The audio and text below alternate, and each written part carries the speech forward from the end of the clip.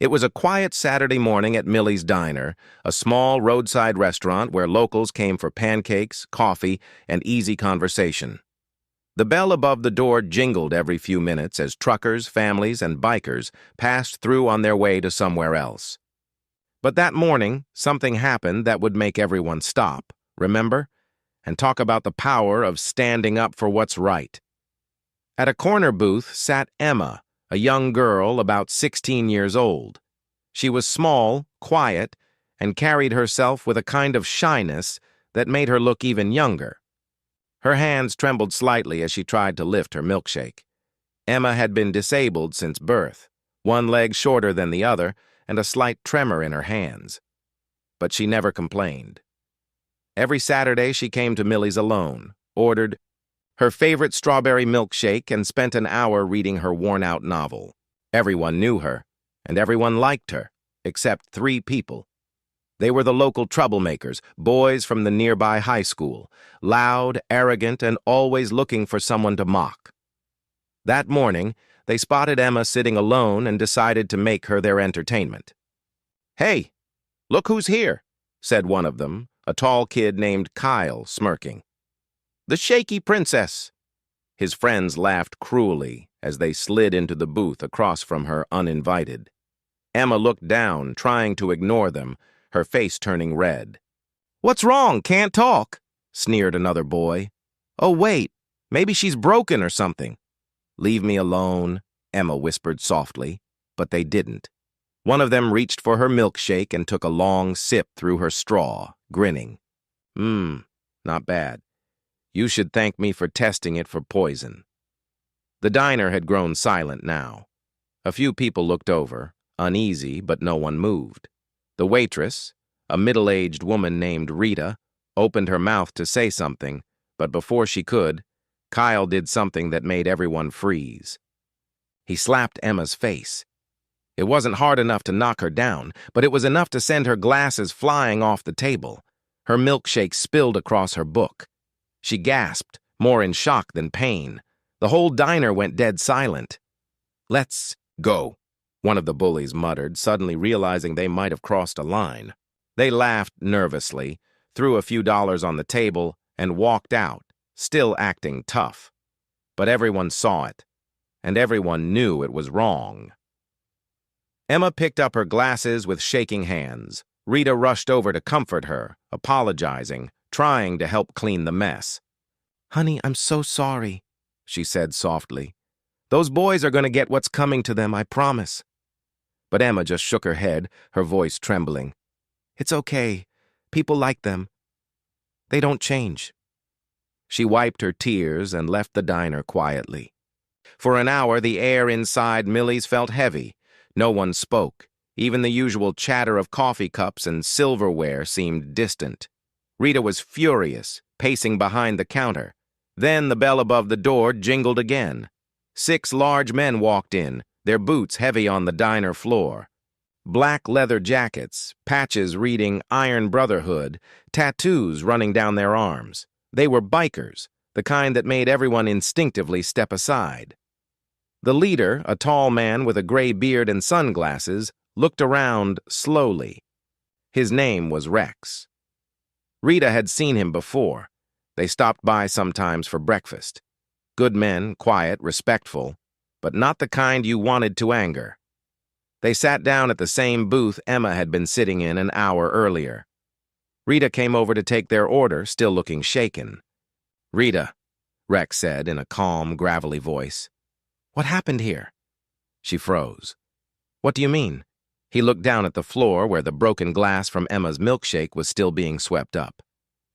"We passed a girl crying outside. Little thing. Couldn't have been more than 16. She said some kids hit her in here. That true?" Rita hesitated, but finally nodded. "Yeah, 3 boys, locals. They just walked out after hitting her. No one did anything." Rex leaned back in his seat, silent for a long time. Then he said, "You got names?" Rita swallowed. "Kyle Murphy and his friends, Nate and Tyler. They hang around the gas station across the street." Rex nodded once, then looked around at his crew. "Boys," he said quietly. Finish your coffee first. 10 minutes later, the bell above the door rang again as the bikers left. The entire diner was quiet.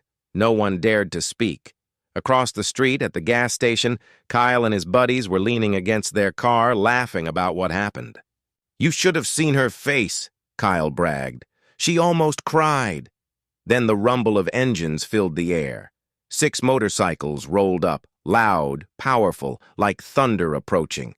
The boys froze. Rex and his men dismounted slowly, each one looking like they'd seen more fights than these kids could imagine. "Which one of you," Rex said, stepping forward, "laid hands on that girl?" Kyle's smirk vanished. "What girl?" he muttered, but his voice cracked. Rex didn't yell. He didn't threaten. He just stepped closer until they could feel the heat of his presence. "That girl you thought couldn't defend herself," he said. "The one you slapped. That's someone's daughter, someone's sister, and today she's our family." One of the bikers, a huge man with tattoos down his neck, grabbed Kyle by his shirt and lifted him slightly off the ground. "Apologize," he growled. Kyle stammered, terrified. I'm sorry." Rex shook his head. "Not to us." He pointed back toward the diner. "You go in there. You apologize to her, in front of everyone, or we'll make sure the whole town knows what kind of man you really are." The boys didn't argue. They walked back across the street, pale and shaking. When they entered the diner, everyone turned to look.